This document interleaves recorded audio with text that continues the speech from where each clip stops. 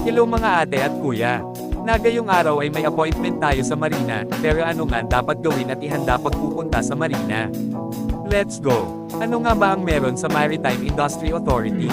O Marina? Ang Maritime Industry Authority, Marina, sa Pilipinas ay isang ahensya ng pamahalaan na responsable sa pagpaplano, regulasyon, at pagpapatupad ng mga patakaran para sa maritime industry. Ang kanilang mga tungkulin ay kinabibilangan ng pagbibigay ng lisensya sa mga barko at mga tao sa industriya ng pagpapalakas ng kaligtasan sa dagat at regulasyon ng pagpapatakbo ng mga sasakyang pandagat. Si Marina ay tumatayong pangunahing ahensya ng pamahalaan sa Pilipinas na may mandato sa pangangasiwa at pagpapalakas ng mga regulasyon para sa maritime industry.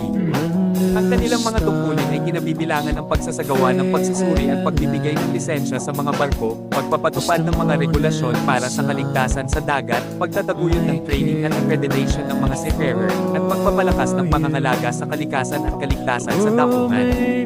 Bilang regulator, mayroon silang mga patakaran at proseso upang siguruhin sumusunod ang mga kumpanya at individual sa mga alituntunin at regulasyon ng maritime industry.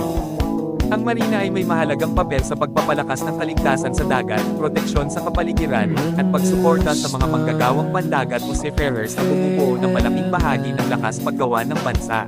At pagpupunta sa marina lalo kung kukuha ng SID dapat laging nakapolo t-shirt at dalhin ang mga dokumento tulad ng Siemens Book with Xerox at siguraduhin nakaprint ang inyong appointment date at higit sa lahat magbaon ng mahabang pasensya at snack at tubig, sapagkat mahaba ang pila, kagaya ng appointment ko pumunta ako ng 9:30 AM at natapos ako ng 3 PM. Pero sa wakas worth it din ang paghihintay dahil nakuha ko na din. At sa mga mag-follow up ng COP lalo sa mga matagal nang naghihintay para ma-generate ng reference number, pumunta na lang kayo mismo sa marina at agad-agad aayusin nila, at sobrang bilis lamang ng proseso at siguraduhin may laman ng GCash nyo para mabayaran nyo na agad online. Online pa din ang releasing ng COP, paprint nyo nang din agad. Salamat ulit sa pagsubabay mga kuya at ate, sana may natutunan ulit kayo. Please support my channel, salamat, God bless.